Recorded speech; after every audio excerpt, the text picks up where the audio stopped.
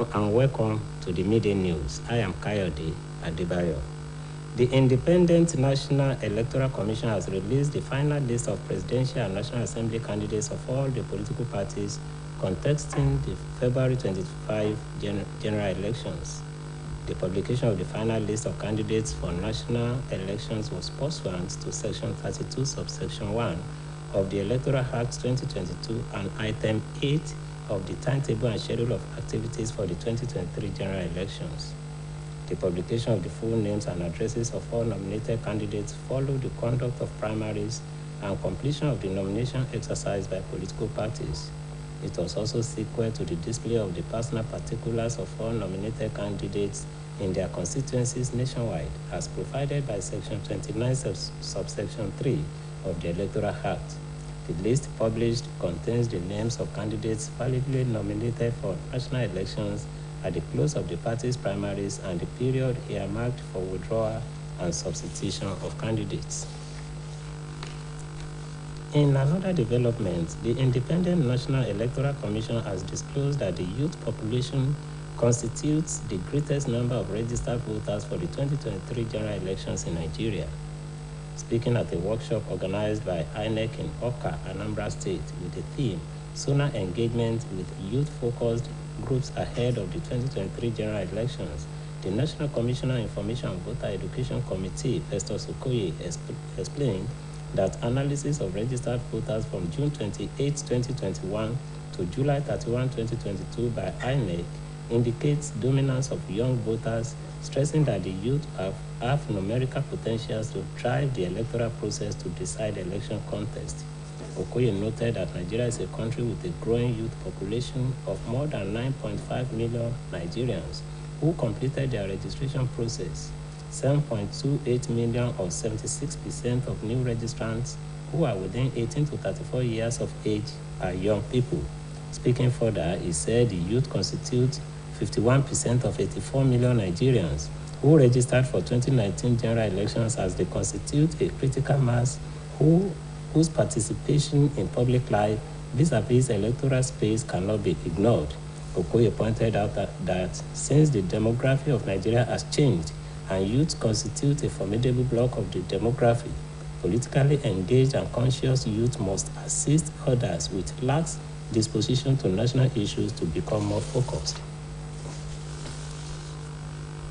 The Christian Association of Nigeria has called on youth to be courageous and resist the temptation to sell their votes in the upcoming general elections.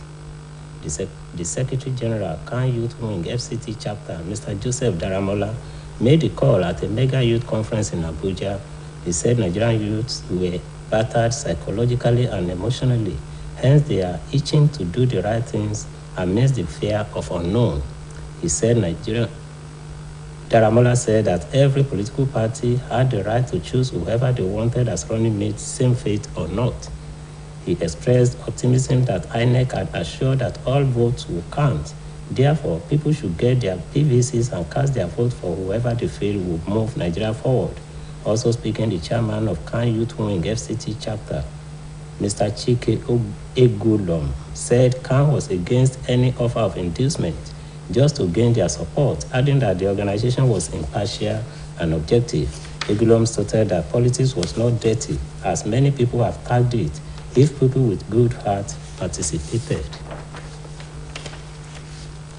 The Central Bank of Nigeria's policy on restriction on daily cash withdrawal takes off across the country today. Reports say that the arraignment, the maximum weekly limit for cash withdrawals across all channels by individuals and corporate organizations, is now 500,000 naira and 5 million naira respectively. It also indicates that individuals or organizations that have a compelling need to withdraw above the approved limits to transact legitimate businesses will have to pay a processing fee of 3% and 5% respectively.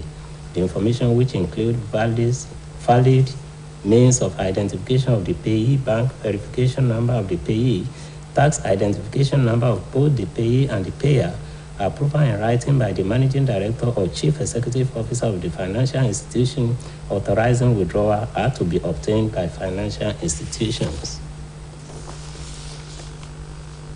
Freight forwarders have said There may be congestion of imported vehicles at the nation's seaport following the Nigeria Customs Service decision to raise duty on imported vehicles by 10%. The agents, in an interview with reporters, accused the service of effecting 10% duty increase but failed to apply the 10% yearly depreciation value on imported used vehicles. The Deputy President of Nigerian Association of Government-Approved Freight Forwarders, Nadu Gochukwu, wondered why the NCS started a new financial calendar in January when this was meant to be done in April. This, according to him, has made imported vehicles to become trapped at the port. Customs increased duty by 10% but refused to implement the 10% annual depreciation.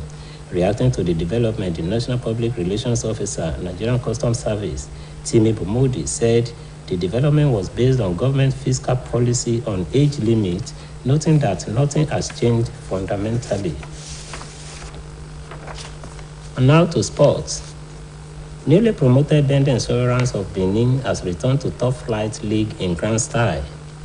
The team defeated Akwa United in the match day one fixture of Nigerian Professional League played at the Akwa Ibom International Stadium, Uyo, in Akwa Ibom State. Star boy Imade Oshunekwe put the Benin Arsenal in the lead in the 37th minute to record the first goal of the new season of the Abridged League.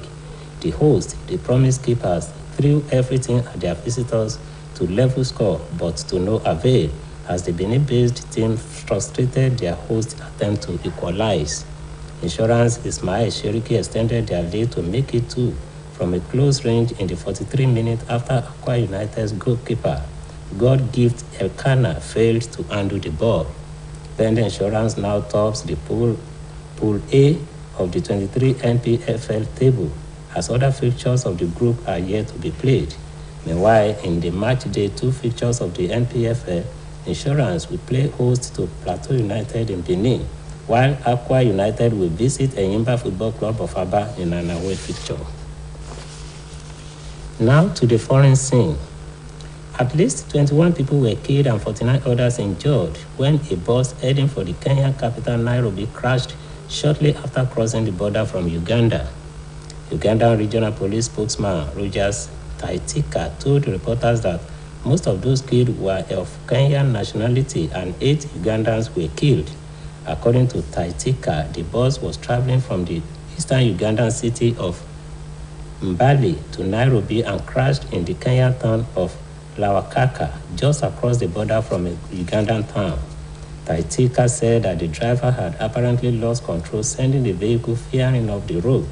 The Ugandan government is planning to issue new measures to try to improve road safety after a surge in accidents in the East African country in recent days. Still on the foreign scene, Brazil's President Luiz Inácio Lula da Silva has vowed to punish supporters of the country's ex-leader Jair Bolsonaro after they stormed Congress.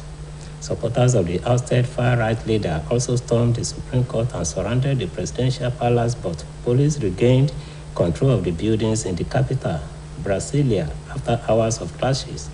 Arriving in the city, Lula toured the Supreme Court building to see the damage for himself, as civil police said that 300 people have been arrested.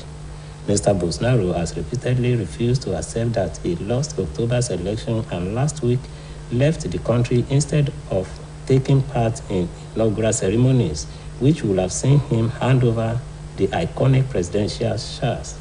The Supreme Court Justice Alexandre de Moraes has removed the city's governor, Ibanez Rocha, from his post for 90 days, accusing him of failing to prevent the riot and of being silent in the face of the attack.